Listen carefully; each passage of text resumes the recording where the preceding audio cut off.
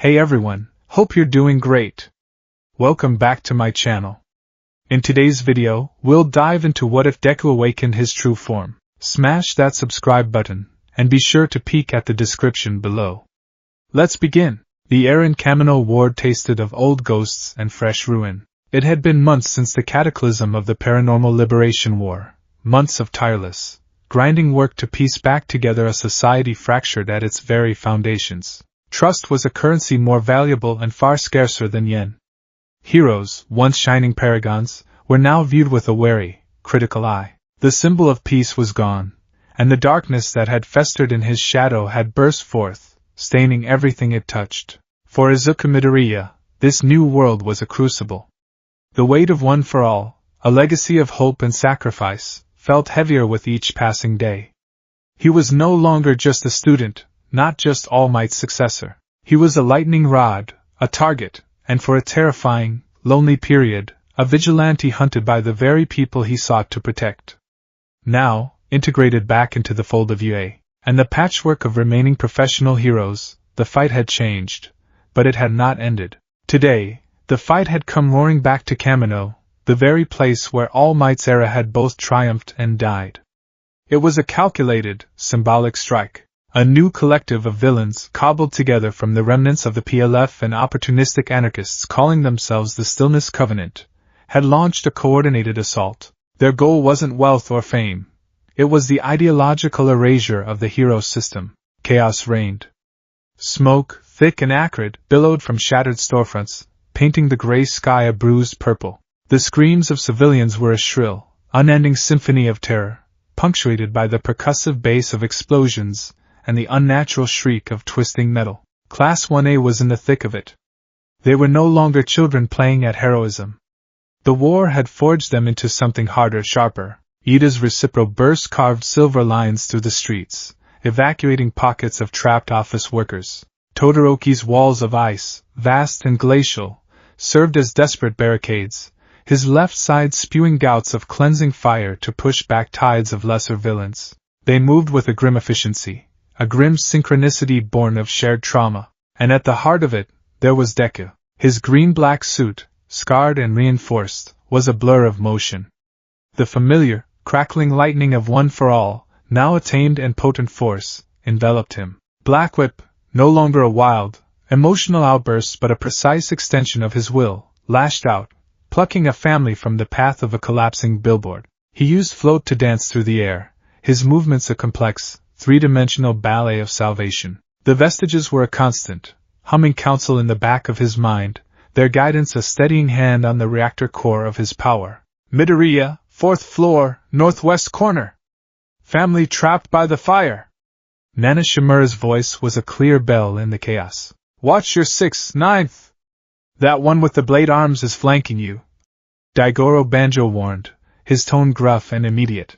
Deku responded without a thought, a flicker of 45% power propelling him upwards.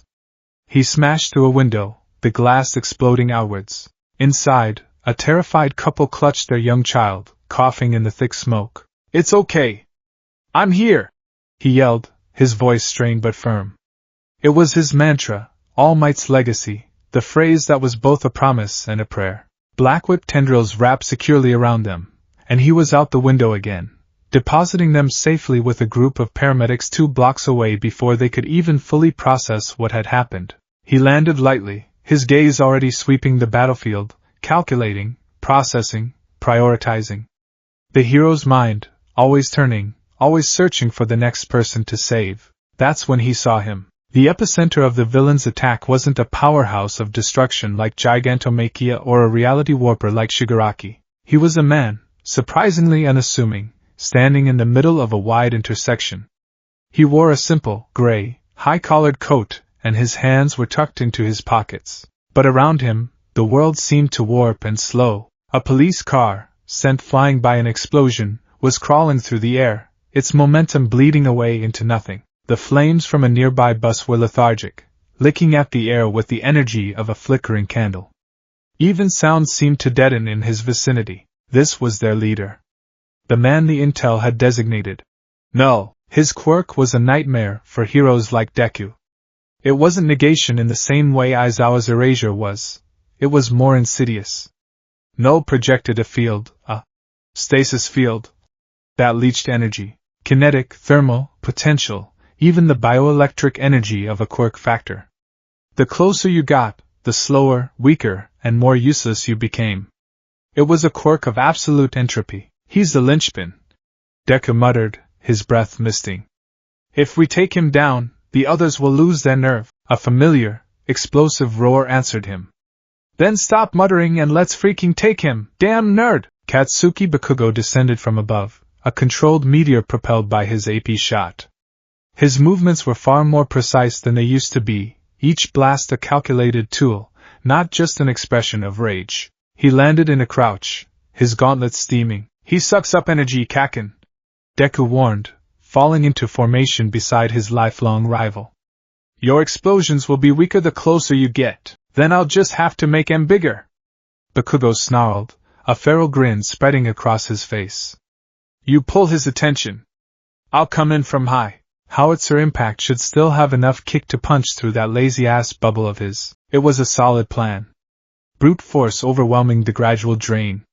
Deku nodded. Got it. He shot forward, Fayetteville smash at 45%. The green lightning flared, and Blackwhip shot from his arms, not at Null, but at the buildings on either side. He used them to slingshot himself, trying to build up as much velocity as possible before entering the field's primary effective range. The moment he crossed the invisible threshold, he felt it. It was like trying to run through waist-deep molasses. The wind rushing past him seemed to thicken.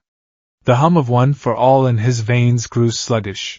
The confident 45% felt like a strained 20%.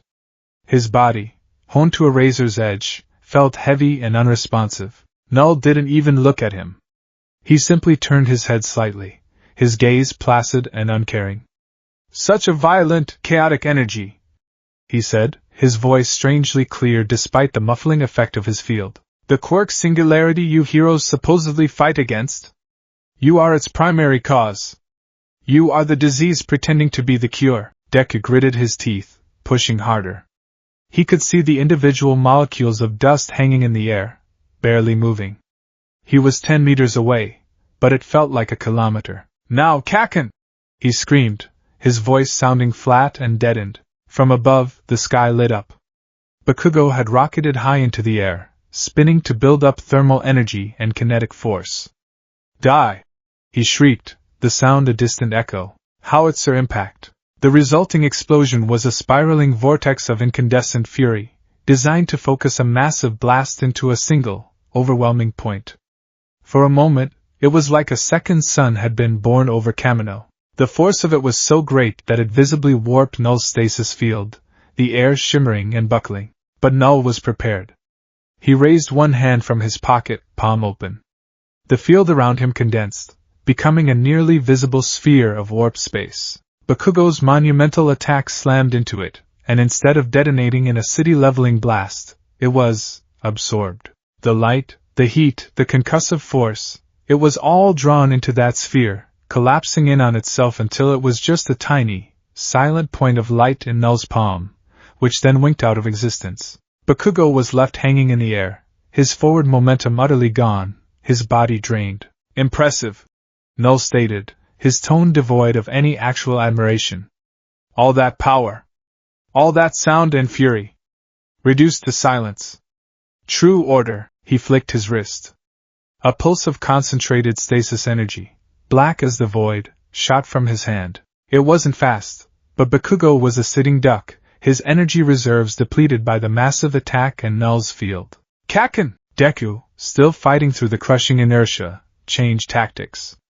Blackwhip, slow but functional, shot out and wrapped around Bakugo's waist, yanking him out of the projectile's path. The black pulse hit the building behind where he'd been, and the brick and concrete didn't explode, it just stopped. The molecular bonds seemed to freeze, and a perfect sphere of the wall turned to dust, its structural integrity ceasing to exist. Deku pulled Bakugo back, a grunt of effort escaping him. Bakugo landed hard, coughing. Damn it! It's like he's a black hole. His quirk is stronger than the intel suggested. Deku analyzed, his mind racing. It's not just a passive field. He can actively manipulate it. Concentrate it. The fight devolved into a grueling war of attrition. Todoroki tried to encircle Null with his ice, but the glaciers would slow to a crawl and then sublimate into mist yards from their target. Ida's attempts to blitz him ended with the young hero stumbling to a halt, his engine sputtering as if out of fuel. The remaining members of 1A were pinned down, dealing with the secondary wave of villains who were emboldened by their leader's absolute defense. The burden, as it so often did, fell on Deku. He was the only one with the raw output to even function within the inner circle of Null's power. He danced on the edge of the field, using ranged Delaware smashes, sending compressed air cannons that would dissipate before they could reach their target, but served to keep Null's attention. It was exhausting. Every movement inside the field felt like lifting a mountain. One for all, the inferno within him was being smothered. He could feel the vestiges, their voices now distant, worried whispers. He was burning through his reserves at an alarming rate, the backlash of pushing his quirk against such a powerful counterforce making his bones ache with a familiar, terrifying thrum. Bakugo, never one to stay down, was back in the fight, but he was smarter now. He stayed on the periphery, using smaller, precise AP shots to harry Null's followers and clear paths for civilians. He was fighting with a controlled fury, his eyes locked on Null, waiting for another opening, a single crack in the absolute defense. And that's when Null changed his own tactics. He had been weathering their attacks, proving his philosophical point. Now, he decided it was time to make his argument with force. You heroes scurry about, saving individuals, Null declared, his voice projecting across the intersection. You treat the symptoms, a body here, a family there. But you never address the sickness. The sickness is potential. The chaos of what could be. The only cure is what is. Stillness. An end to the frantic struggle. His eyes, cold and gray, swept the area and landed on Ochako Uraraka. She was 20 meters away from the main fight, a whirlwind of quiet, desperate heroism. While Deku and Bakugo were the sword and shield, she was the lifeline. Her palms slapped against a massive slab of concrete that had fallen, trapping a small group of civilians in an alley. Release! She cried, and the multi-ton block floated weightlessly into the air. She guided it away, her face pale with the strain of holding it, her brow beaded with sweat. She wasn't fighting, she was purely, unequivocally saving. To Null, she was the perfect target. The embodiment of the chaotic potential he so despised. Her, for instance, Null said, a flicker of something almost like distaste on his face. She manipulates the fundamental laws of the universe just to prolong the inevitable. She creates temporary order from chaos, only breeding more of it. He started to walk towards her. It was a slow, deliberate pace, but every step carried an unbearable weight. The stasis field moved with him, its oppressive aura washing over the battlefield. Deku saw it. His blood ran cold. Uraraka! Get out of there! She had just managed to clear the alley, the civilians scrambling to safety, when she turned. She saw Null approaching, saw the very air around him seeming to turn gray and thick. She tried to float herself away, slapping her fingertips together, but the energy drain was instantaneous. Her quirk sputtered and died. She was rooted to the spot, her limbs feeling like they were made of lead. Bakugo saw it too. Round face! He roared. With a guttural scream of pure defiance, he put everything he had left into a single, massive explosion from his feet, propelling himself like a missile not at Null, but between Null and Uraraka. It was an act of raw, selfless instinct. The boy who had once been the definition of selfish ambition was throwing himself in the path of certain defeat to protect a comrade. He landed in a slide, skidding to a halt, one arm thrown out protectively towards Uraraka. He tried to raise his gauntlet, to unleash one more blast, but he was deep inside the stasis field now. The light in his grenade bracers flickered and died. The sweat on his palms, the nitroglycerin-like fuel for his power, felt cold and inert. Null stopped, looking down at Bakugo with something akin to pity. Such a pointless gesture. All that fire. All that noise. In the end, you are just a fragile body, standing in my way. He raised his hand. The same concentrated black void of stasis energy formed in his palm. It wasn't aimed to kill with impact. It was designed to erase. To stop, Deku screamed. Kaken! He pushed one for all to its absolute limit. 100%. The raw, untamed power that had once shattered his bones flared, fighting against the crushing oppression of Null's quirk. For a glorious, terrible second, the green lightning exploded outwards, pushing back the stasis field by a few precious inches. He launched himself forward, a green comet of desperation, but he was too far. The field was too strong. His 100% felt like 30%. He was moving through hardening concrete. He watched, his eyes wide with horror, as Null's hand descended. The black energy didn't strike Bakugo. Null gently placed his palm on Bakugo's chest. There was no sound. No explosion. Bakugo's eyes widened, a look of shocked comprehension on his face. The explosive energy in his body, the very kinetic potential of his biology, was snuffed out. His heart, a frantic drum of adrenaline and fury, simply stopped.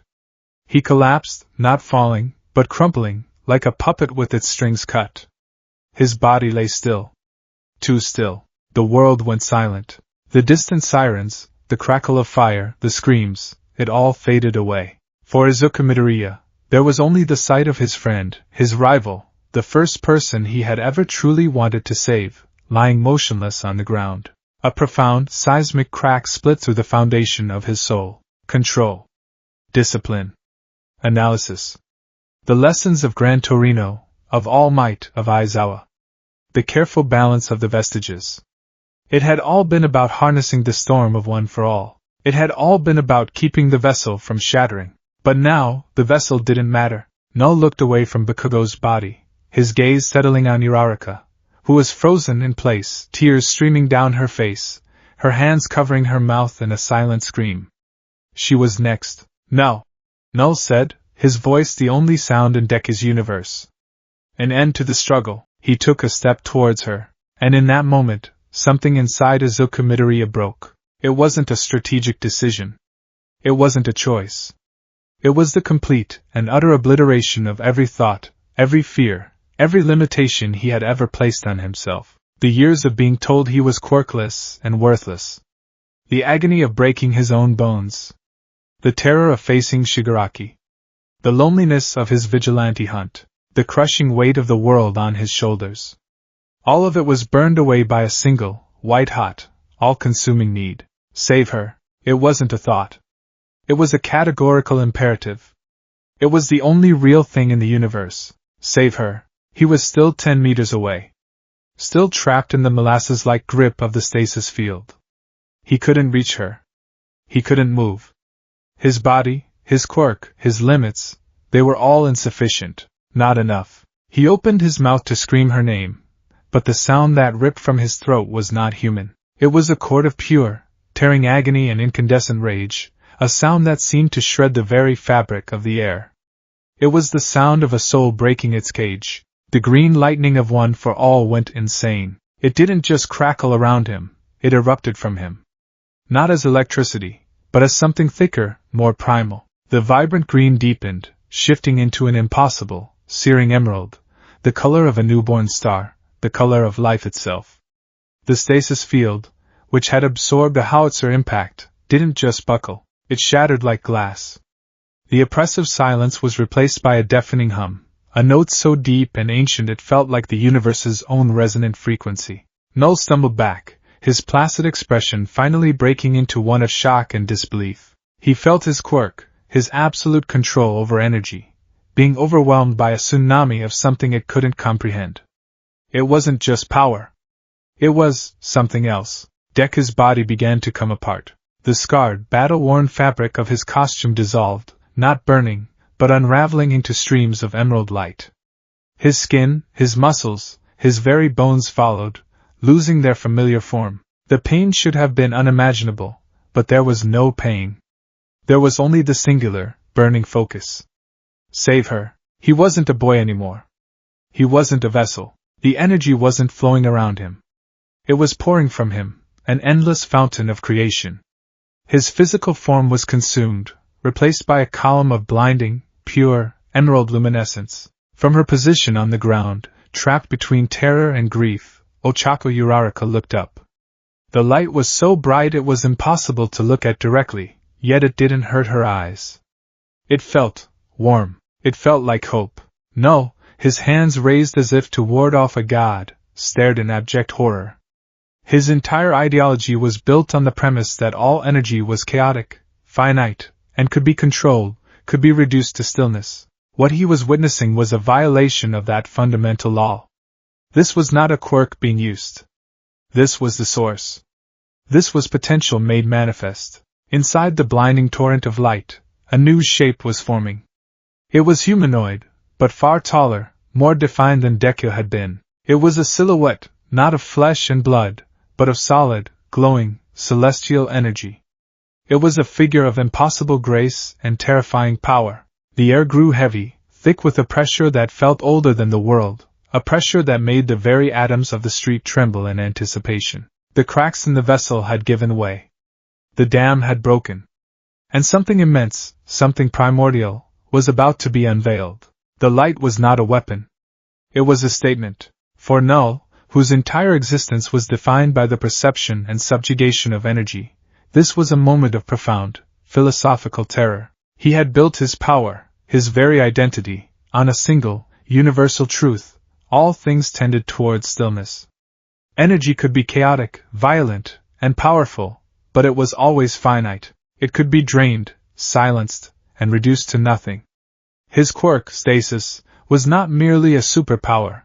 It was the enforcement of this fundamental cosmic law. The emerald torrent erupting from the boy who should have been suffocating in his field, was a blasphemy against that law. It wasn't energy he could drain. Trying to apply his quirk to it was like trying to empty the ocean with a thimble. The stasis field, his absolute defense, his zone of perfect control, had not just been pushed back or overpowered.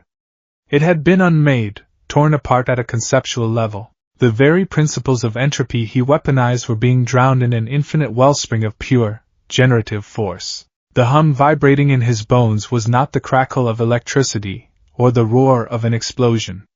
It was a chord, impossibly ancient and perfectly resonant, the sound of creation itself. The light wasn't hot, it didn't burn or blind. It was warm, suffusing the cold Kamino air with the feeling of the first day of spring, a life-giving radiance that felt utterly alien amidst the smoke and ruin. From within the column of blinding luminescence, the silhouette solidified. Null's jaw, which had been set in a line of placid superiority, went slack. His cold, gray eyes, which had witnessed the death of countless quirks and the end of countless struggles, were now wide with an emotion he had never truly felt. The being that took Izuku Midoriya's place was a masterpiece of terrifying beauty. It stood easily 9 feet tall, its form slender but radiating a density that bent the light around it. It was the anatomy of a Grecian god carved from living emerald, each line perfect, each curve exuding a quiet, boundless strength. It seemed both solid as diamond and intangible as a dream, its edges blurring softly into the ambient air. It wore no clothes, yet it was not naked. Its form was its own perfect raiment, a seamless body of solidified potential. Its face was the most unsettling aspect. It was undeniably masculine, handsome in a way that transcended human standards, but it was not static. The features were a fluid canvas, echoing the legacy that had ignited this transformation.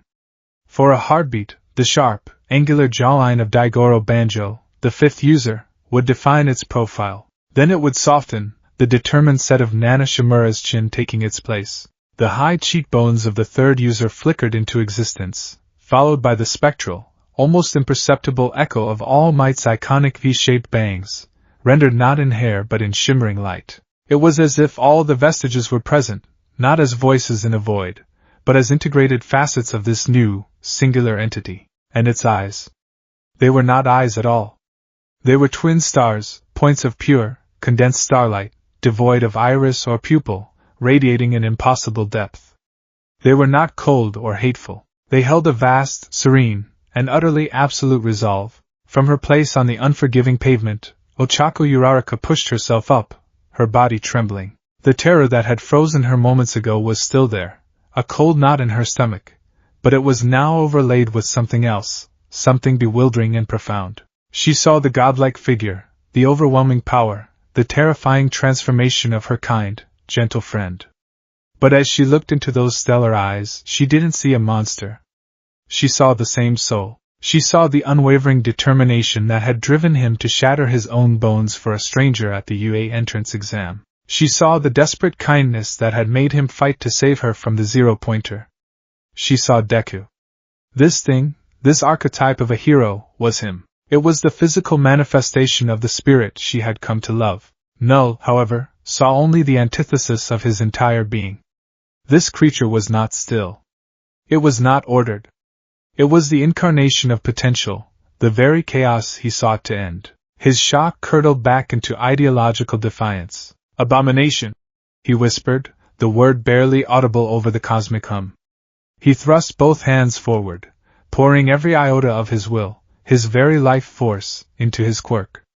"Be still!" A wave of absolute void, a concentrated distortion of space where all energy ceased to be, shot from his hands. It was the strongest attack he could muster, the power that had humbled heroes and erased cities from maps and simulations. It was the purest expression of his philosophy, a command for the universe to stop. The emerald being did not brace for impact. It did not erect a shield. It simply moved. The motion was impossible, transcending speed. It was not that it moved quickly, it was more that it was simply there. One moment it stood over the crater of its birth, the next it was directly in front of Null, its passage leaving no wake, no disturbance in the air. Its left hand came up, palm open, and gently intercepted the wave of nothingness. There was no explosion. No clash of titanic forces. The black void of stasis touched the glowing palm and simply ceased. It unraveled like a poorly knit sweater, its fundamental concept negated by a power more fundamental still. Null's mind broke. He could not process what had just happened. The being's other hand came up, its fingers long and elegant, glowing with a soft, internal light. It was a gesture of immense grace, like a doctor about to perform a delicate, life-saving surgery. It reached forward and gently, almost tenderly, placed 2 fingers on Null's forehead. Null didn't even have time to flinch. The moment the fingers made contact, the emerald light flowed from the being and into him. It wasn't a destructive energy. It was diagnostic. It was an inquisitive, searching light that bypassed his flesh, his blood, his nervous system, and went straight to the core of his being, to the unique, complex genetic anomaly that was his quirk factor. Inside his own mind, Null experienced it as a symphony turning to silence. He could feel the intricate, knot-like structure of his quirk, a part of him more intimate than his own heart, being touched by this external consciousness. The being wasn't destroying it. It was observing it, understanding it, and then, with an ease that was the ultimate insult, it began to gently unweave it. The dissonant chord of his power, the genetic instruction that screamed, "Take drain, stop," was resolved. The tangled threads of his quirk factor were smoothed out, the knots undone, the pattern erased and returned to its default, dormant state. It was not violent. It was not painful. It was a quiet, absolute, and irreversible disarmament. He didn't scream. His body didn't even tremble. The light in his eyes just went out. The mind that had perceived the world as a complex tapestry of energies to be controlled and stilled was now a perfect, silent blank. All his ambition, his philosophy, his hatred, his very self, was reduced to the stillness he had so cherished. He crumpled to the ground, his body physically unharmed but his spirit erased, left as nothing more than a catatonic shell. The emerald being withdrew its hand, its stellar eyes showing no malice, no triumph. Only a deep, resonant quiet. It had not killed. It had corrected. As if a spell had been broken, the world came roaring back to life. A deep, groaning shriek of stressed metal tore through the air. The battle, the raw energetic outputs, and the structural damage had taken their final toll. A nearby 50-story skyscraper, the Marrakane building, its foundations shattered, began to lean, its gargantuan weight surrendering to gravity. It was falling, a slow-motion catastrophe aimed directly at a wide plaza where hundreds of civilians and paramedics were huddled. Panic erupted anew. Screams ripped through the crowd as they saw the mountain of glass and steel beginning its descent. They scrambled, tripped, and fell over one another. There was nowhere to run. The scale of the destruction was too immense, the emerald being turned. Its head tilted, assessing the trajectory of the fall, the location of the people, the sheer physics of the disaster about to unfold. Its purpose had been fulfilled in neutralizing the threat, but its nature was not yet satisfied. The core imperative, save everyone, remained. It raised both its arms to the sky, palms up. The movement was fluid, like a conductor beginning a grand symphony. From its body, the emerald light surged, no longer contained but projected. It flowed up and out, expanding with impossible speed, far faster than the building could fall. It wasn't a flat wall, but a great, translucent canopy of energy that spread over the entire plaza, forming a breathtaking dome of what looked like shimmering emerald glass. It was intricate, patterned with hexagonal shapes like the facets of a gemstone, beautiful and ethereal and yet radiating an aura of absolute impenetrability. The skyscraper fell. Hundreds of thousands of tons of steel, concrete, and glass crashed down upon the city. The sound was apocalyptic, a deafening roar of destruction that shook the ground for miles. But when the debris reached the canopy of light, there was no cataclysmic impact. Instead of a crash, there was a chime. A sound like 1,000 crystal bells ringing in perfect harmony echoed across Kamino. Each piece of debris, from massive girders to tiny shards of glass, touched the shield and had its kinetic energy instantly, harmlessly dispersed. The solid matter disintegrated, not into dust, but into harmless motes of multicolored light that rained down gently, like a harmless, glittering snow. The terrifying roar of collapse was transformed into a celestial melody. In seconds, the entire building, a monument of human engineering, was unmade into a harmless, beautiful light show. The crowd below, who had been bracing for oblivion, looked up in stunned silence. They were bathed in the soft emerald glow of the protective dome, while a gentle shower of light, the last remnants of the skyscraper, drifted down around them. The battle was over. The threat was gone. Everyone was safe. High above, the archetype lowered its arms. The great canopy of light dissolved, not vanishing, but breaking apart into millions of individual points of light, like a cloud of bioluminescent fireflies, before fading into nothing. The world was quiet now, the only sounds the distant sirens and the soft sobbing of relieved civilians. For the first time, the being seemed to take stock of itself.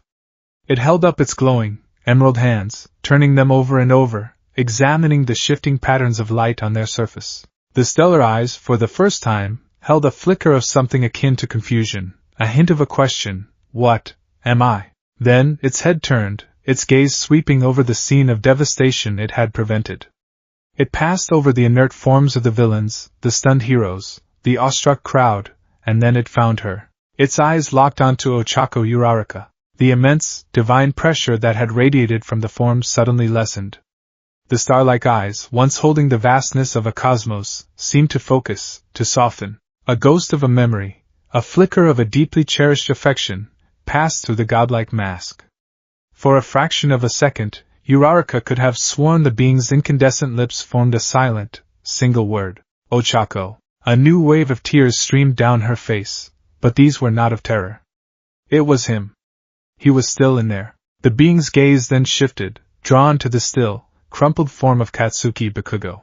It moved towards him, not with impossible speed this time, but with a slow, deliberate grace, kneeling beside the unmoving body. It reached out a hand not to touch, but to hover over his chest. The starlight in its eyes dimmed, the serene resolve replaced by something that looked heart-wrenchingly like grief. The emerald light of its body flickered, its perfect form wavering like a flame in a storm. The singular, unwavering conviction that had birthed this form, the need to save, was now colliding with the devastating reality of failure. He had saved Uraraka.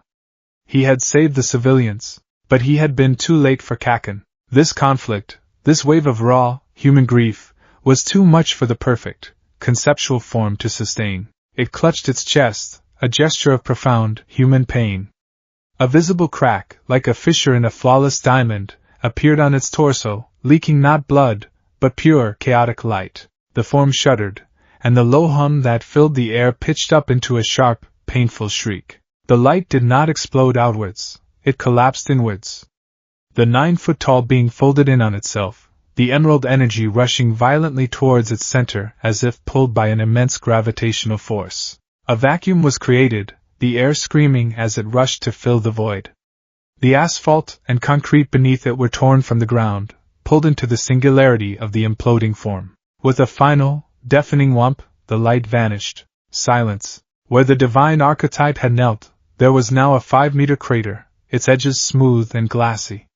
And at the bottom of that crater, amidst the tattered, burnt remnants of a hero costume, lay Izuku Midoriya. He was battered, bruised, and covered in soot, but he was breathing. His chest rose and fell in a slow, deep, and exhausted rhythm.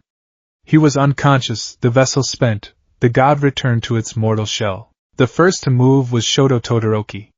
He had witnessed the entire event from 3 blocks away, his own desperate fight against a dozen villains forgotten the moment the sky had turned emerald. He felt the shift in temperature, the impossible pressure, the chime of the building's deconstruction. He arrived at the edge of the crater just as the light imploded, his mismatched eyes wide with a level of shock he hadn't felt since he first saw All Might fight in person. Midoriya!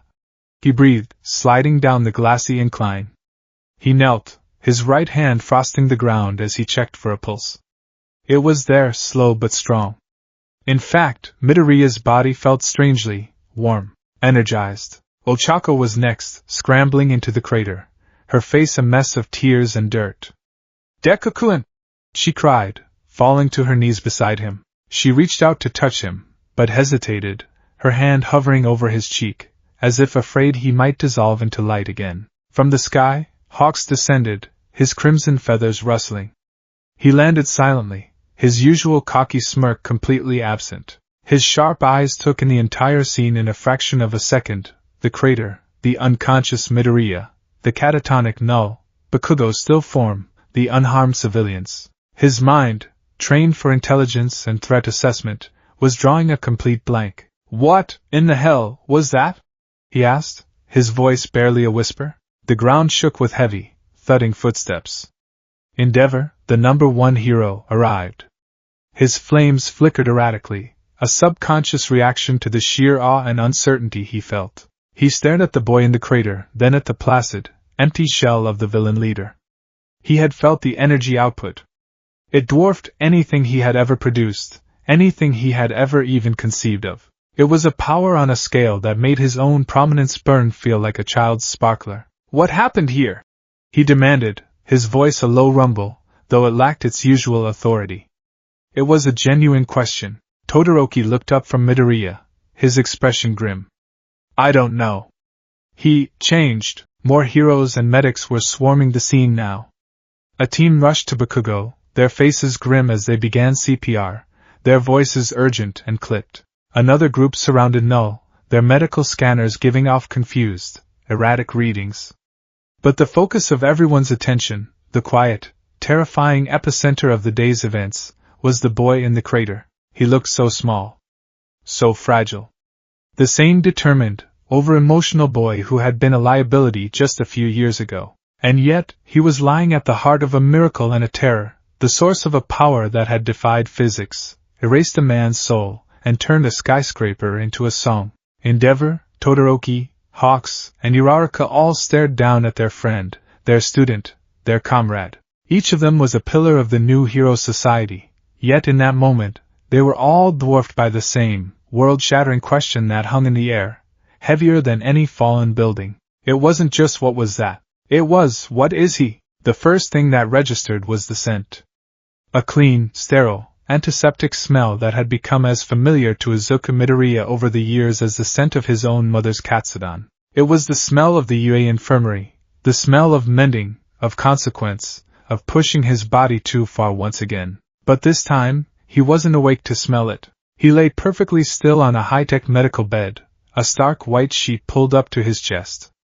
His face, usually a canvas of boyish freckles and expressive emotion, was a serene, untroubled mask. Wires snaked from his arms and temples to a bank of monitors that hummed and beeped with a placid, rhythmic cadence. Standing over him was Chio Shizenji, the youthful heroine, recovery girl. Her usual brisk, no-nonsense demeanor was gone, replaced by an expression of profound, professional bewilderment. Her brow was furrowed, her lips pressed into a thin, worried line as she studied the readouts. Heart rate, 60 BPM, steady as a metronome, each beat depicted on the monitor as a powerful, perfectly formed peak. Brain activity, a constant, rolling wave of deep delta and theta patterns, indicative not of a coma, but of a state of meditative transcendence. Cellular regeneration, off the charts. She had seen him like this a dozen times before, a broken mess of shattered bones and torn ligaments. And each time, her quirk, heal, had been the solution. A gentle kiss, a transfer of her own stamina to supercharge his natural healing process, and then a long, deep sleep for him as his body put itself back together. It was a simple, elegant transaction of energy. This was different. When he had been brought in, he was covered in superficial cuts, deep bruises, and suffering from extreme exhaustion, but remarkably, there were no broken bones. No internal hemorrhaging. The crater and the testimony of the heroes on site suggested a power output that should have atomized him, yet his body was almost pristine. An hour ago, she had performed her familiar duty. Leaning down, she pressed her lips gently to his forehead. She had expected the usual sensation, a gentle outflow of her energy meeting a depleted vessel, the feeling of pouring water into a thirsty cup. Instead, she felt like she had touched a live power main. The moment her quirk activated, it met a wall.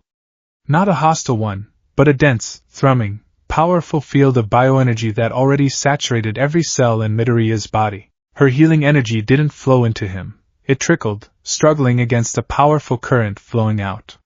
It was like trying to blow air into a hurricane. She pulled back, her own system feeling the strain, a sudden dizzy spell washing over her. She stared at her hand, then back at the boy. The small cut on his cheek that she had been trying to heal was already closing.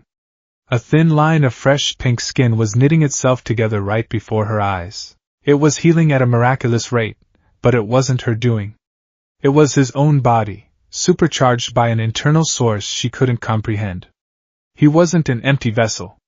He was a nuclear reactor at idle. Incredible, she murmured, her voice a mix of wonder and deep-seated unease. She turned to the young woman sitting vigil by his bedside. Ochako Uraraka hadn't left since they'd arrived.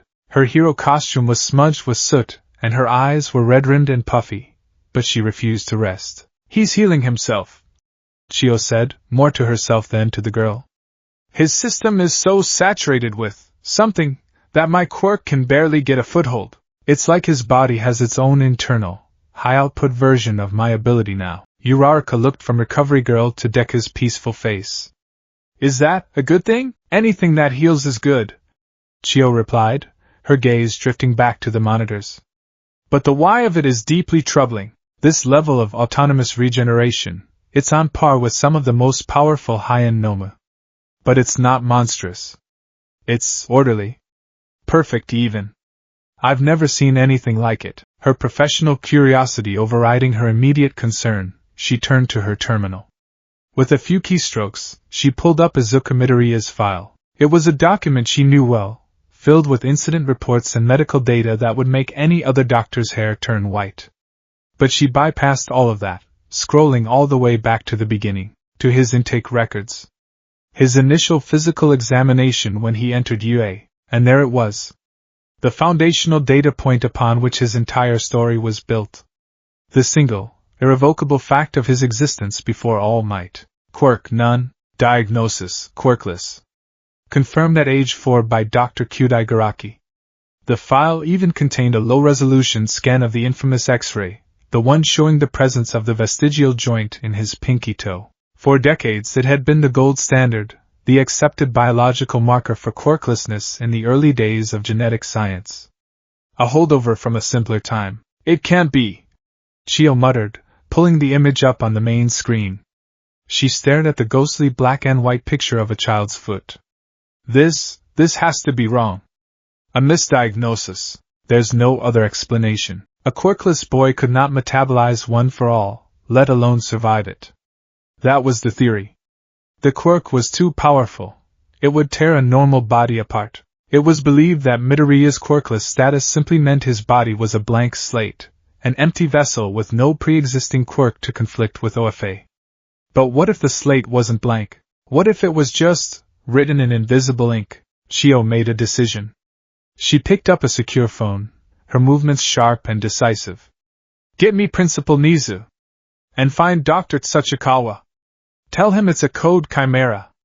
He'll understand. The air in the strategic briefing room, nestled deep in the most secure, subterranean level of UA High, was thick with tension. The room was circular, its walls a seamless array of dark screens, currently displaying a chaotic mosaic of news feeds from around the world. The Emerald God of Kamino, as eyewitnesses are calling him, single-handedly neutralized the terrorist threat and prevented the collapse of the Maricane building. Questions are being raised about UA High and the nature of this new hero's quirk. Was this power being kept secret? And is it safe? Footage clearly shows a being of immense power. Some theorists are already calling it a singularity event, a living manifestation of a Class X quirk phenomenon. At the center of the room sat a large, round table. On one side, Principal Nizu, a steaming cup of jasmine tea held delicately in his paws, watched the screens with an unnervingly placid and curious expression. Across from him, a heavily bandaged Shota Aizawa sat stiffly, his visible eye burning with a familiar, weary intensity. And pacing back and forth behind them, looking gaunt and haunted, was Toshinori Yagi. The skeletal frame of the former number 1 hero was hunched, his hands clasped behind his back, his knuckles white. He hadn't stopped moving since he'd arrived, his agitation a stark contrast to Nizu's unnerving calm. A code chimera? Aizawa's voice was a low rasp, still rough from his own injuries. You haven't used that designation since the first high-end Nomu appeared. The situation calls for it, Nizu said, taking a slow sip of his tea. Recovery Girl is an expert in the practical application of healing quirks. Dr. Tsuchikawa is the world's foremost expert in the theory of them. When one is baffled by the what and needs the other to explain the why, the situation is, by definition, extraordinary. A holographic projector in the center of the table flickered to life, displaying a middle-aged man with wild, Einstein-like gray hair and glasses perched precariously on the end of his nose. He looked like he had just rolled out of bed and into a laboratory. This was Dr. Kenji Tsuchikawa. Principal Nizu! Aizawa-kun! And All Might! Good, you're all here, Tsuchikawa said, his voice buzzing with academic excitement. I've just reviewed the data Chio sent over, along with the preliminary energy readings from the site. Fascinating! Utterly, paradigm-shatteringly fascinating. Cut the academic enthusiasm, Kenji, Aizawa growled. My student is in a coma after transforming into whatever that was. I need answers, not a thesis defense. Dr. Tsuchikawa had the grace to look chagrined. Apologies. You are right, of course. The human element. Very important. He cleared his throat, pushing his glasses up. Let's start with the boy's initial diagnosis, quirkless. For years, we in the scientific community have been troubled by that term. It's imprecise. We built our early models on flawed data, most notably the now infamous extra-toe joint theory. He brought up the X-ray on the holo display. This was a correlation, not a causation. We saw that most people with quirks lacked this joint, and most people who lacked manifested quirks had it. We made an assumption. A logical, but ultimately incorrect one. We've since discovered dozens of exceptions, people with the joint who develop quirks, and people without it who never do. So, you're saying Midoriya's diagnosis was wrong? Toshinori's voice was tight, strained. Wrong is too simple a word, Tsuchikawa corrected gently. It was incomplete. My prevailing theory for the last decade, one the establishment has dismissed as fanciful, is the existence of what I call a type 0 quirk factor. A primordial quirk. He gestured excitedly, causing his image to jitter. Think of it this way. Most quirks are like applications on a smartphone. Fire breathing, zero gravity, engine calves.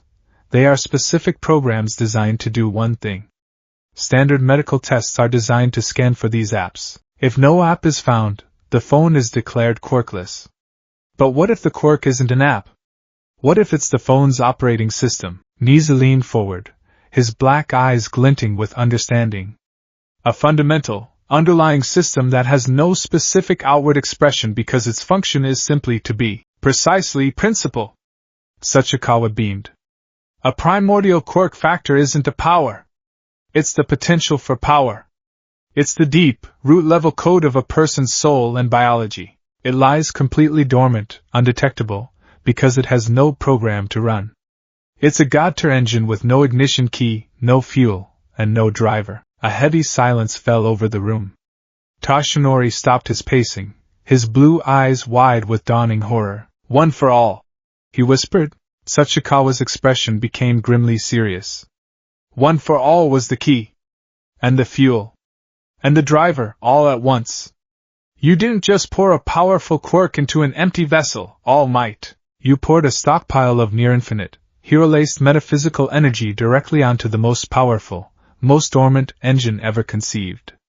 You didn't just give him a power-up. You jump-started a sleeping god. Toshinori stumbled back, collapsing into a chair as if his legs had given out. He buried his face in his bony hands, his shoulders trembling. The weight of his decision, a choice made in a moment of desperate hope on a rooftop years ago, came crashing down on him with the force of a tectonic shift. He had met a boy with the heart of a hero, a boy whose spirit burned so brightly it put pro-heroes to shame. He had seen that spirit trapped in a fragile, quirkless body, and he had sought to give it the tool it needed to flourish. He had believed the boy's emptiness was what made him the perfect inheritor. The irony was so cruel it was suffocating. The vessel hadn't been empty. It had been the most potent container imaginable, and he, in his ignorance, had filled it to bursting and then lit the fuse. What have I done? The words were a choked, broken sob. I saw his spirit. I thought I was giving him the power to match it.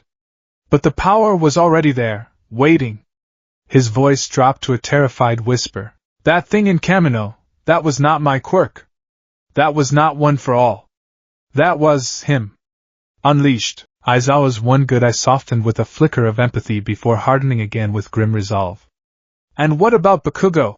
He asked, cutting through Toshinori's self-flagellation. The report said he was unresponsive. Nisa's ears twitched, and his expression became somber. Medics on the scene reported full cardiac arrest. By all accounts, he was clinically dead for approximately 73 seconds. Toshinori's head snapped up, his face ashen. Dead? Recovery girl arrived with the primary response team. Nisa continued, his voice low. She expended nearly all of her own stamina to restart his heart and stabilize him. He's in the critical care unit now. His prognosis is uncertain. The villain's quirk didn't just stop his heart. It seems to have momentarily halted all biological function. The long-term effects are unknown. The news hung in the air, heavy and poisonous. The divine transformation, the miracle of the falling building, had been born from the death, however temporary, of one of Izuku's closest friends. The price for unveiling a god had been a sacrifice. I did this, Toshinori rasped, clenching his fists. I gave a child a power I did not understand, a power that even the vestiges could not see. I put him on this path. I created a monster. No, the word was quiet but absolute. It came from Aizawa. He pushed himself to his feet, leaning heavily on the table, his gaze fixed on the distraught form of the former symbol of peace. You're wrong, All Might, Aizawa said, his voice regaining some of its steel. You didn't create a monster.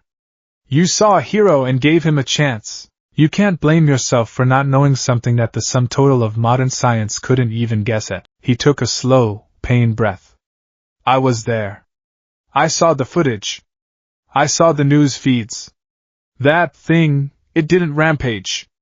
It didn't destroy indiscriminately. It neutralized the primary threat with surgical precision.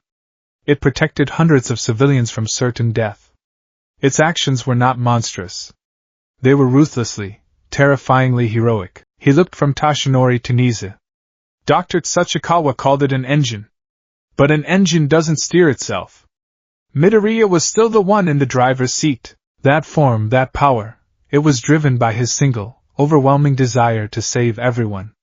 It was a manifestation of his core identity. But he lost control, Aizawa, Toshinori argued, his voice cracking. He could lose himself to that power. Become nothing but that thing. Then our job is to make sure he doesn't, Aizawa stated, his authority as a teacher ringing clear. This isn't a monster to be caged. This is a student who is lost. That power is a part of him now, whether we like it or not. Our responsibility, as his mentors, as his teachers, is not to fear it. It's to help him understand it. To guide him. To give him an anchor so that when the storm comes, he doesn't drown in it. He looked at Tashinori, his eye boring into the hero's very soul. He's still Izuku Midoriya in there, all might. He's our problem child. And he needs his teacher. He needs you. Wallowing in guilt won't help him.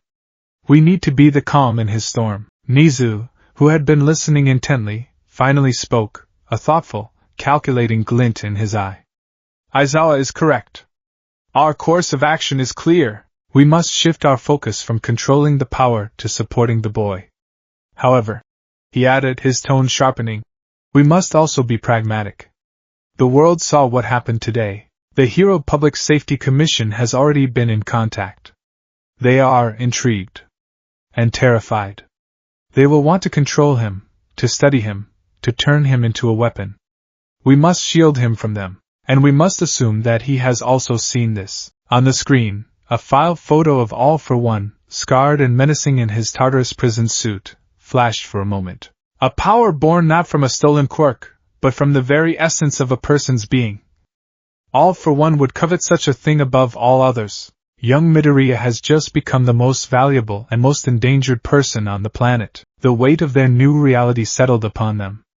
They were no longer just nurturing the next symbol of peace. They were now the guardians of a boy with a god living inside him, a boy who was coveted by the world's most dangerous villain, and the government meant to protect him. Back in the quiet, sterile confines of the infirmary, Ochako had finally succumbed to exhaustion, dozing in her chair, her head resting on her arms beside Deku's bed. The rhythmic beeping of the heart monitor was a lulling, steady presence in the silent room. Izuku Midoriya remained still, lost in the deep, uncharted ocean of his own consciousness. His face was peaceful, but his mind was not. In the black, silent void behind his eyes, he was not dreaming of gods or emerald light. He was trapped in a single, repeating, agonizing loop. He sees the scene unfold from a distance, helpless, screaming. He sees Bakugo's defiant, desperate act of protection. He sees the calm, cruel pity in Null's eyes. He sees the hand, wreathed in black entropy, touch his friend's chest. He sees Katsuki Bakugo, the explosive, indomitable force of nature he has known his entire life, simply stop. The light in his fierce red eyes extinguishes. His body crumples, a discarded marionette, still.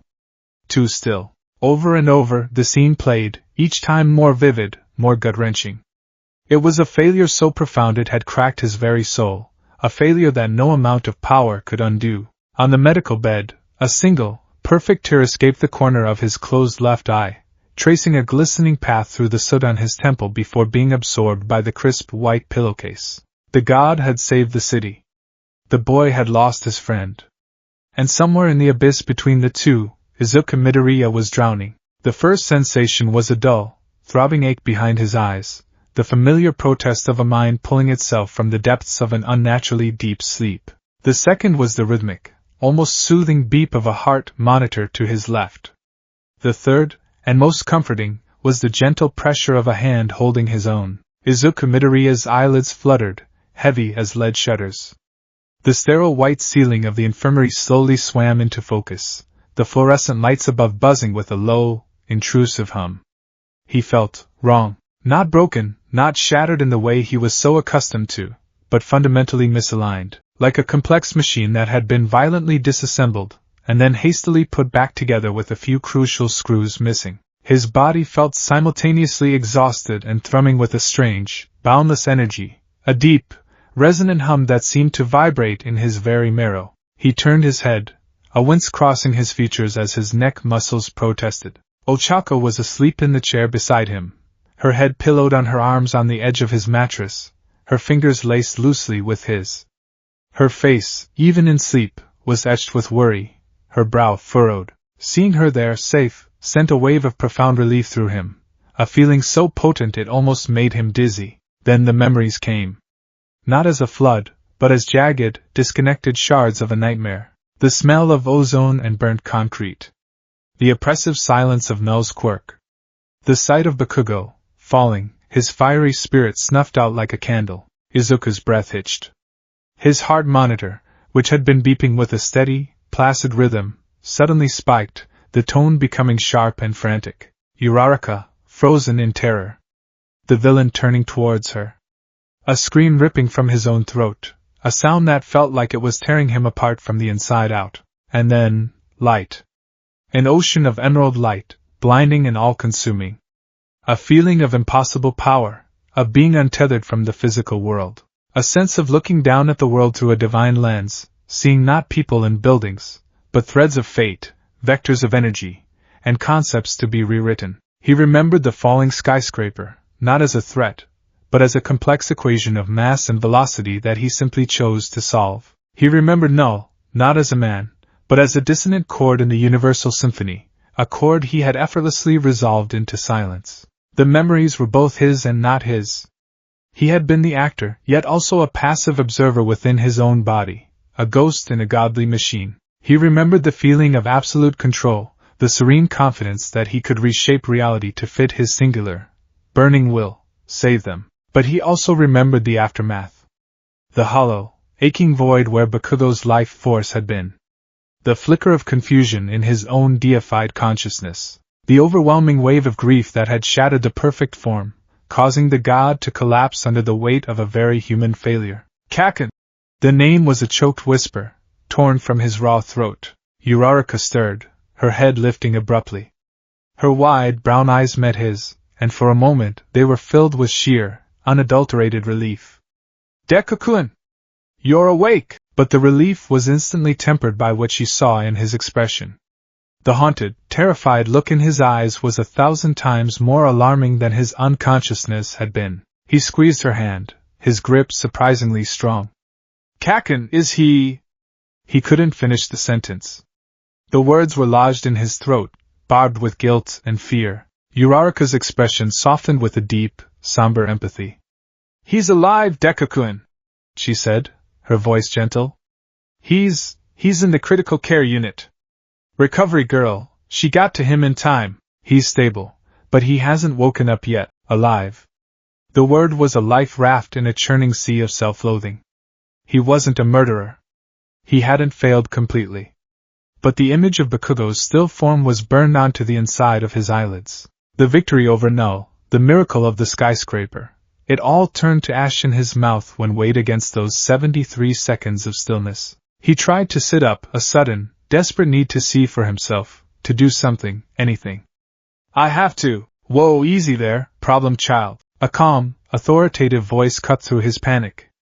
Shota Aizawa stood in the doorway, his arm in a sling and fresh bandages wrapped around his neck, but his gaze was as sharp and steady as ever. He walked into the room, his soft-soled boots making no sound on the tiled floor. You're not going anywhere, Aizawa stated, his tone leaving no room for argument. You've been unconscious for 36 hours. Your body may be physically healed, but your energy readings are all over the place. According to Recovery Girl, trying to move around too much would be like redlining a brand new engine. Izuku sank back against the pillows, the fight going out of him. He looked down at his hands, half expecting them to be glowing, to dissolve into light. They looked normal, scarred, calloused, but undeniably solid and human. Yet he could feel it, humming just beneath the surface.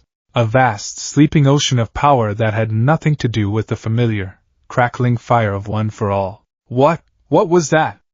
Izuku asked, his voice barely audible. What happened to me? Aizawa pulled another chair to the bedside, his movements deliberate. He glanced at Uraraka, a silent communication passing between teacher and student. With a final, reassuring squeeze of Izuku's hand, she nodded and quietly excused herself, giving them the space they needed. When the door clicked shut, Aizawa leaned forward, his expression uncharacteristically earnest. That, he began, his voice low, is what we need to figure out. We have a theory. The working name is archetype.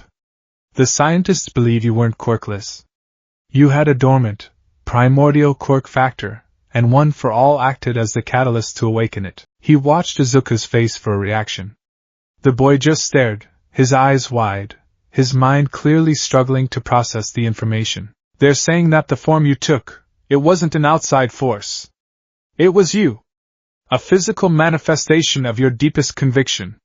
For you, that's the desire to be a hero, to save people. Izuku's hands began to tremble.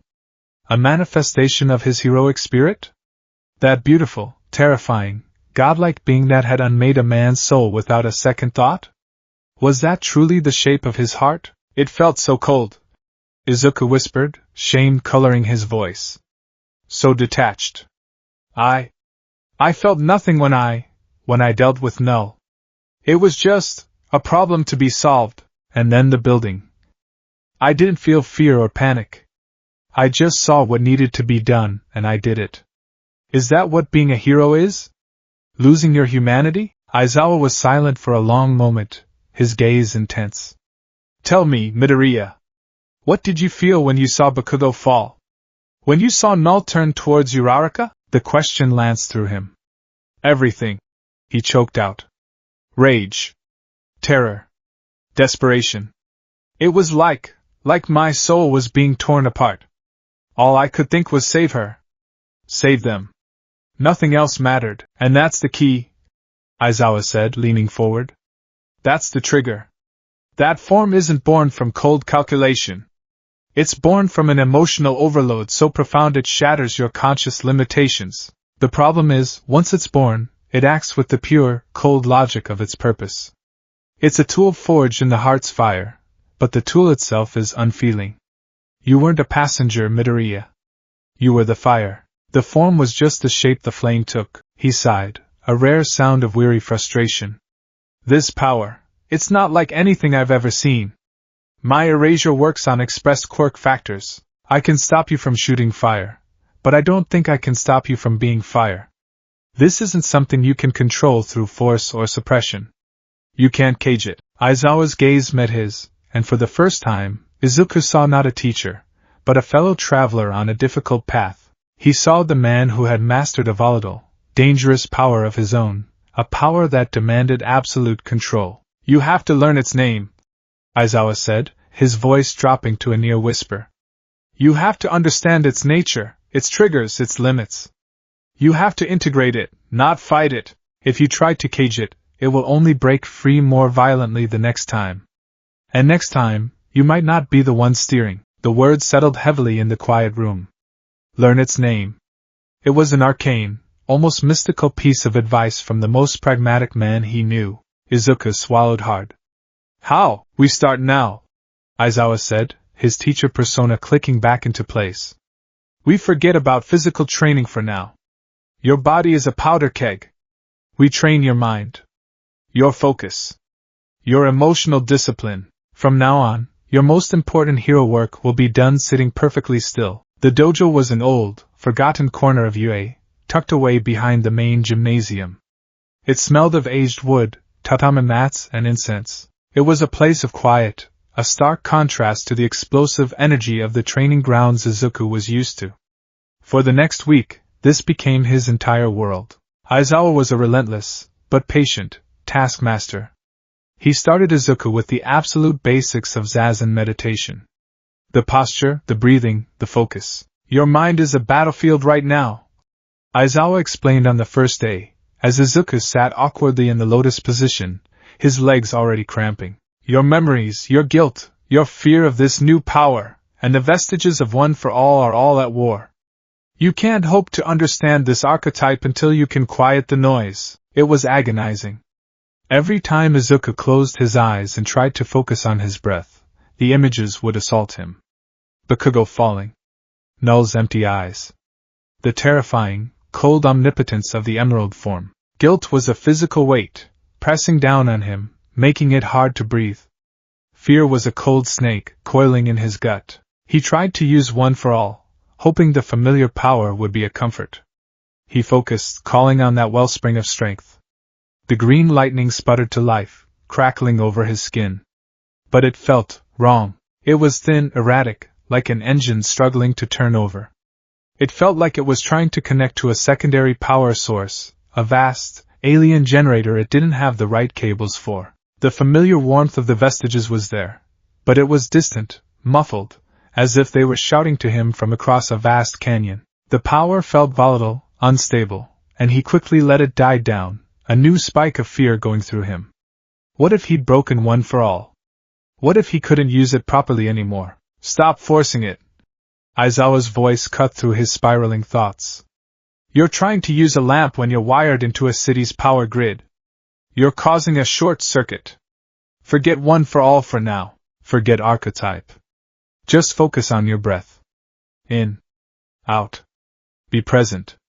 Be here. Days bled into one another. Slowly, painstakingly, Izuku began to make progress.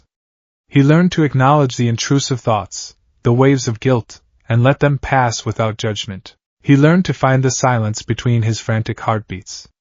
The constant, low-level hum of energy in his body began to feel less like a threat and more like a part of him, a deep, resonant note that was always there. During one particularly deep session, Aizawa instructed him to do something new. Don't push the power away, he said, his voice a low murmur from across the dojo. Don't try to control it. Just listen to it. Let it know you're there. Extend your awareness towards it. Not with force, with curiosity. Izuku took a deep breath and turned his focus inward, past the guilt and the fear, past the sputtering static of One for All. He reached for the deep, humming resonance in his core. For a moment, nothing happened. Then, he felt a response. A subtle shift in the energy, a feeling of being noticed. The world dissolved. He wasn't in the dojo anymore. He was adrift in a familiar, yet utterly transformed, space. The vestige world. But it was a nightmare version of what he knew. The shadowy, ethereal realm was usually calm, a quiet nexus of consciousness. Now it was a tempest. Great, churning clouds of raw, emerald energy, the same light from his transformation, billowed through the void. Arcs of this primordial power lashed out like lightning, striking the shadowy platforms where the vestiges resided, causing them to shudder and crack. He saw the past users of One for All, their forms flickering and unstable.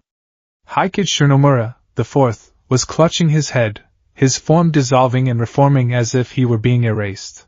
And the sixth was wrapped in his own tendrils of black smoke, trying to shield himself from the chaotic energy. Nana Shimura was a beacon of light, her arms outstretched as if trying to calm the storm, but her own form was being battered, her edges frayed and indistinct. They were all terrified. The raw, conceptual energy of archetype was overwhelming their conscious constructs. It was a power so fundamental that their own ego-based spirits were struggling to maintain coherence in its presence. Ninth! It's too much! You have to contain it! Daigoro Banjo's voice was a frantic shout, distorted by static. This power, it is not of us! It is ancient, wild. The second user's voice, usually a stern whisper, was laced with something Izuku had never heard from him before, fear. But amidst the chaos, two figures were calm.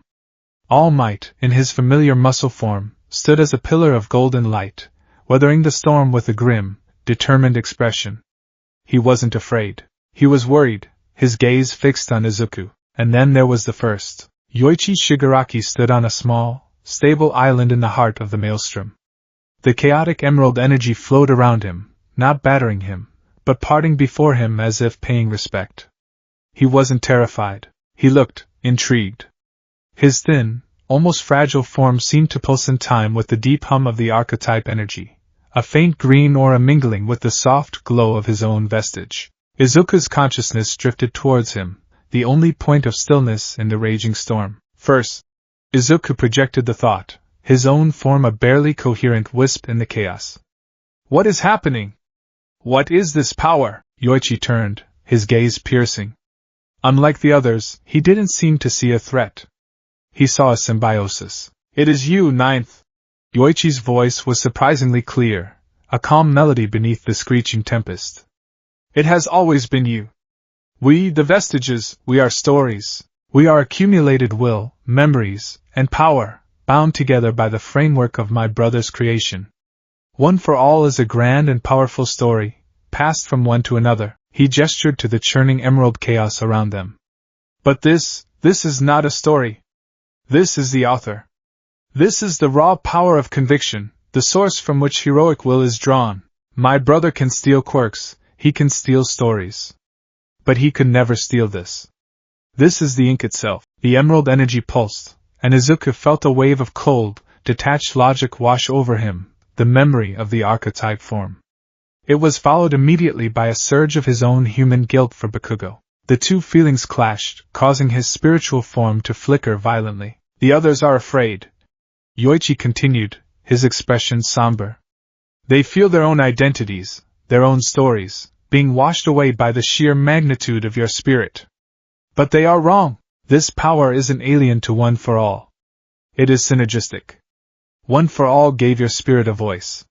It was the key that finally unlocked the door. Yoichi looked at him, his gaze filled with a strange, hopeful light. Do not fear it, Izuku Midoriya. Do not try to command it. That form you took was your conviction untempered by your consciousness. It was your will without your heart. To truly master this, you must not separate the two. You must learn to be both the fire and the flame. The will and the heart united. A final, massive arc of emerald energy surged through the void, and the entire vestige world dissolved into white noise. Izuku's eyes snapped open. He was back in the dojo, sweat plastering his hair to his forehead, his heart hammering against his ribs. He was gasping for air as if he had just surfaced from a deep-sea dive. Aizawa was instantly at his side, a hand on his shoulder. Midoriya? What happened? What did you see? Izuku looked at his teacher, his eyes wild with the lingering images of the storm in his soul. He tried to speak, but the words wouldn't come. How could he explain it? How could he articulate the feeling of being both a person and a primordial concept? He finally managed to get his breathing under control. He looked at Aizawa, the fear in his eyes slowly being replaced by a fragile, flickering ember of understanding. I saw the engine, he said, his voice hoarse. And I saw the ghost in the machine. He looked down at his own trembling hands. They're both me. The world did not forget. In an age of instant information and endless analysis, an event like the one in Kamino was not a fleeting spectacle. It was a data point, a mystery, a terror, and a hope, all dissected under the relentless, unforgiving microscope of global scrutiny. The official story, carefully curated by the Hero Public Safety Commission in frantic collaboration with the tight-lipped UA, was vague and unsatisfying. It spoke of a newly manifested, high-energy quirk and the successful neutralization of the Stillness Covenant. It was a bland, corporate press release designed to placate, but it only served to ignite a wildfire of speculation. The footage, however, could not be contained. Grainy cell phone videos, miraculously recovered security camera feeds, and crystal-clear recordings from news drones circulated on the dark web and encrypted forums.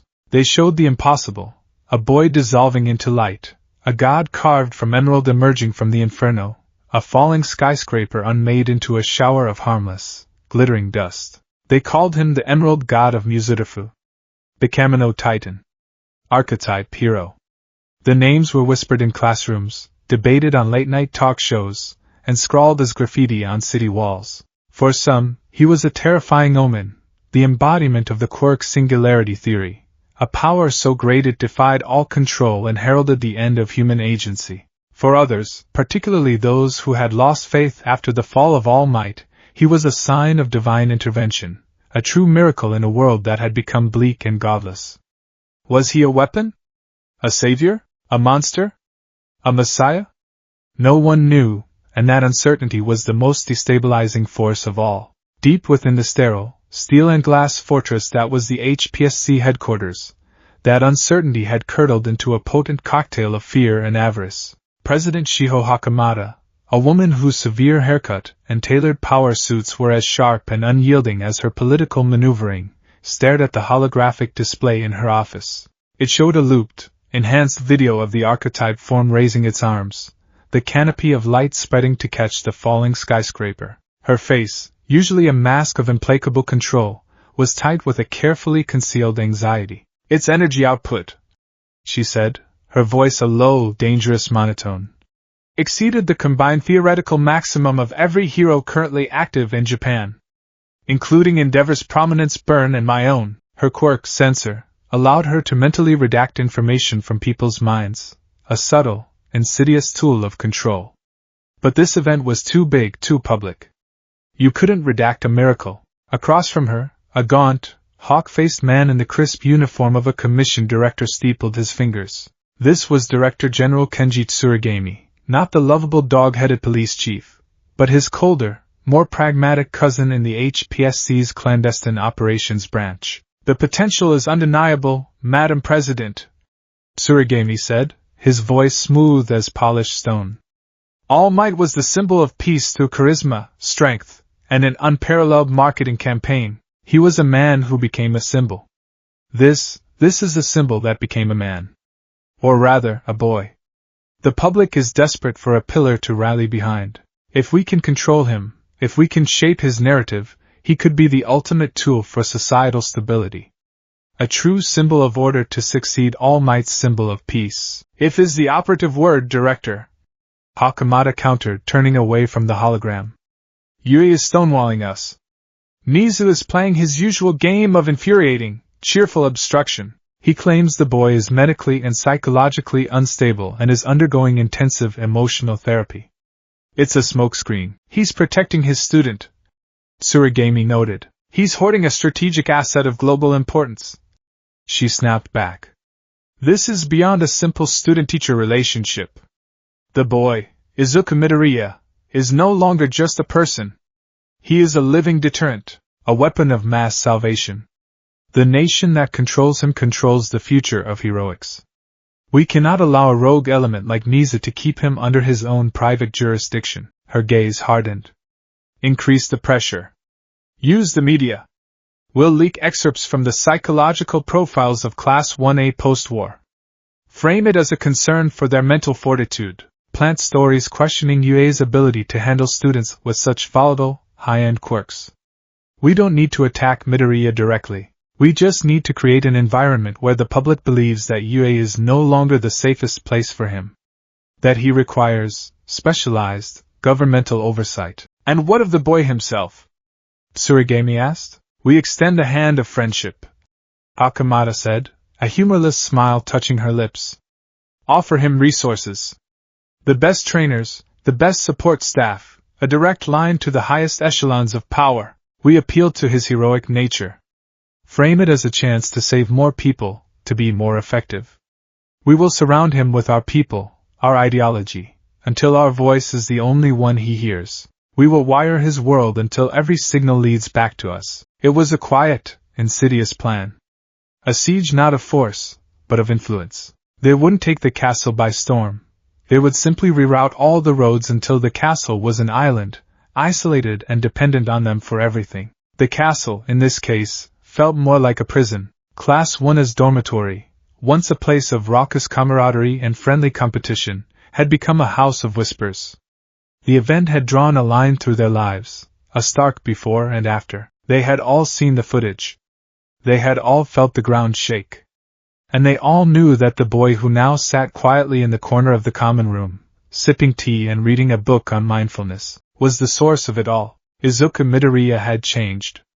The frantic, mumbling energy was gone, replaced by a deep, unsettling stillness. He moved with a deliberate slowness, as if constantly monitoring a complex internal system, terrified of making a sudden move. His smiles, when they came, didn't quite reach his eyes. His gaze was often distant, focused on something no one else could see.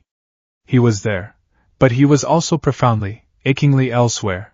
His classmates, forged in the crucible of war and loyal to a fault, didn't know how to breach the new distance. Their attempts to return to normalcy felt clumsy and forced. Mina Ishido, the vibrant heart of the class, tried to organize a movie night. Come on, Midori! We got that new All Might documentary, the Silver Age one. It'll be fun, she chirped, trying to pull him from his chair. Izuku gave her a small, wan smile. Thanks, Ishido-san, but I think I'll just stay here. Aizawa-sensei wants me to practice my breathing exercises. The rejection, though gentle, was like a physical blow. Mina's smile faltered, and she retreated, her usual bubbly energy deflating. The others saw the exchange, and a fresh wave of awkward silence washed over the room. They were afraid of him, not because they thought he would hurt them, but because they were afraid of hurting him. They were walking on eggshells around a friend who they now understood was a living bomb, and their caution was just another brick in the wall growing up around him. The division was most apparent in the three people closest to him. Ochako Uraraka was a study in determined empathy. She refused to let the Emerald God eclipse the boy she knew. She made it her mission to be his anchor to the mundane, to the human. She would sit with him, not talking about quirks or battles, but asking about his mother, about his analysis notes, for the new generation of heroes, about the terrible action figures they both secretly still loved. "My parents called again," she said one afternoon, sitting across from him at a table in the dorm's quiet courtyard. "They're fixing the roof on their house." Dad tried to use his quirk to float one of the new beams up and almost dropped it on the car. She laughed, a soft, genuine sound. "He's so clumsy." Izuku listened, a real, gentle smile gracing his lips. In these moments, talking about parents and clumsy mistakes, he felt the oppressive weight on his chest lighten. He felt normal. "You don't have to do this, Uraraka-san," he said quietly, looking down at his cup of tea. "You don't have to pretend everything is normal." Ochako reached across the table, her hand gently covering his. Her touch was warm, real. "I'm not pretending, Deku-kun," she said, her brown eyes soft but firm. "I'm reminding you, that thing, that light, it was born from your desire to save people. To save me. That's the most Deku thing I can possibly imagine. It doesn't scare me. But losing the kind, goofy, heroic boy I'm friends with, that scares me. So I'm not letting him go." Her unwavering faith was a balm on his fractured soul, a single point of light in the confusing darkness. But it was also a heavy burden. How could he live up to that faith when he was so terrified of himself? He was afraid that one day, she would look at him and see only the cold, detached God, the being that had stared at her with stars for eyes. If Ochako was his heart, Shoto Todoroki was his mind.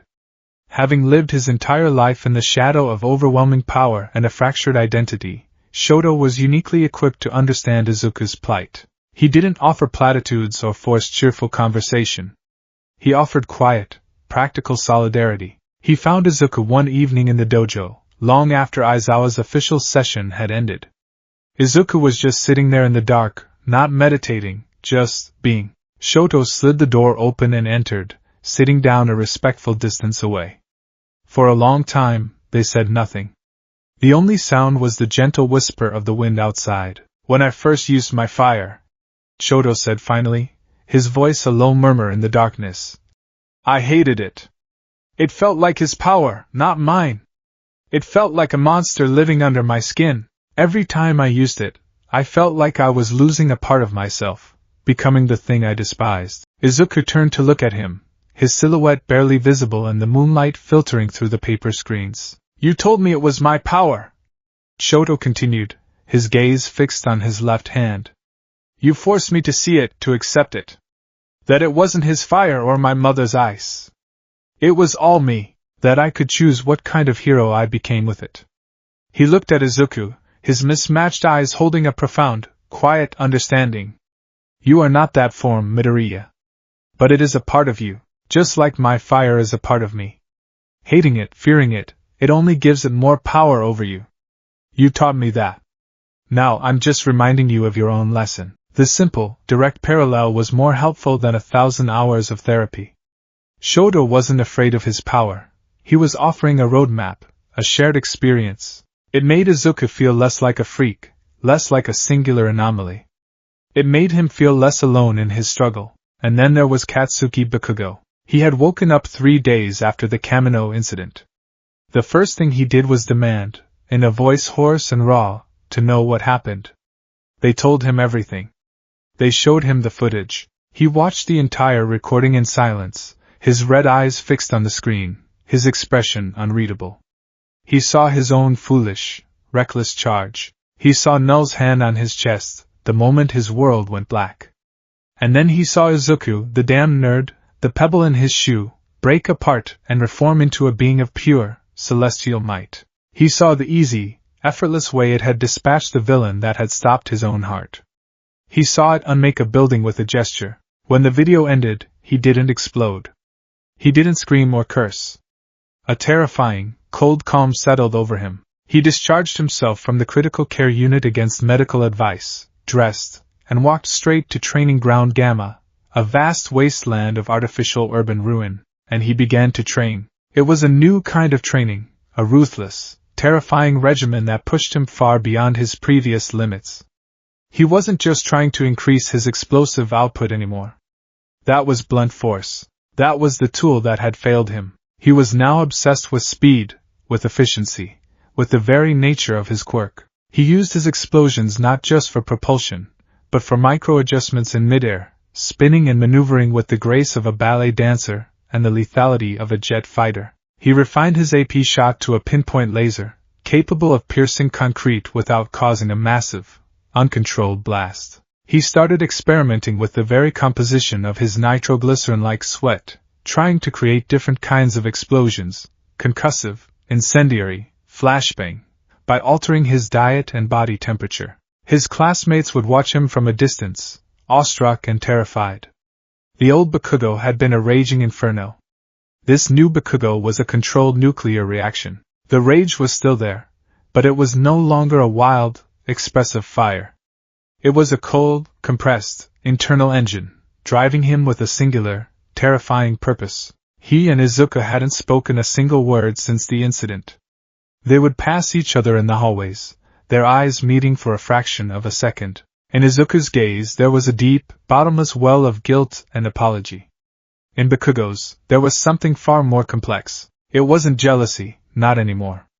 The power Izuku had displayed was so far beyond his own that jealousy felt like a petty, childish emotion. It wasn't hatred. It was the burning, incandescent fire of a true rival who had not just been surpassed, but had been shown an entirely new mountain range he never even knew existed. He had looked upon the face of a god, and his response was not to kneel, not to despair, but to grit his teeth and start climbing the impossible peak. One evening, Izuku found the courage to approach him. Bakugo was by the shoe lockers, changing out of his dirt-stained training gear. "Kaken!" Izuku started, his voice barely a whisper. I'm so sorry." Bakugo didn't even look at him. He continued lacing up his boots, his movements precise and economical. "Sorry for what?" he grunted. "For what happened?" Izuku said, his voice cracking. You almost, because of me. Because I wasn't fast enough, I wasn't strong enough to." Bakugo finally stood up, turning to face him. His red eyes were cold and clear. "You think I want your damn pity, Deku?" he growled, his voice low and dangerous. "You think I want you to apologize for saving my life? That's not what I'm pissed about." Izuku flinched. "Then what?" "You held back," Bakugo said, poking a finger hard into Izuku's chest. "All this time, with your stupid archetype or whatever the hell it is, you had that sleeping inside you. You've been fighting with one hand tied behind your back this whole time, treating me like I was made of glass." His voice dropped even lower, becoming a venomous whisper. "Don't you dare look down on me. Don't you dare apologize. You just get your head out of your ass and you master that damn power, because I'm not stopping. I'm going to get strong enough to beat that glowing green freak you turn into. I'm going to surpass it. And when I do, I'm going to be the #1 hero." He shouldered past Izuku, leaving him standing alone in the hallway, stunned. It was the most Bakugo-like response imaginable. He hadn't seen weakness or a monster. He had seen a new benchmark, a new summit. He hadn't absolved Izuku of his guilt. That was Izuku's own burden to carry, but he had refused to be defined by it. He had, in his own explosive, abrasive way, given Izuku a new purpose, not to fear the power, but to master it. Because his rival demanded nothing less. The encounter left Izuku reeling, but with a new, fragile sense of direction. The whispers of the world, the wires of the government, the cautious fear of his friends, they had all been pushing him inward, making him smaller. But the furious, unwavering ambition of his oldest rival was a clarion call to look outward, to face the storm inside him not as a curse, but as a challenge. He went to find Aizawa. He found his teacher in his office, grading papers under the dim light of a desk lamp. Sensei, Izuku said, his voice quiet but firm. I'm ready. I need to understand this power. Not just for me, but for everyone. Aizawa looked up, a flicker of something like pride in his tired eyes. Good. Because your quiet time is over. The world isn't going to wait for you to feel better. He gestured to a chair. Sit. We have a new problem.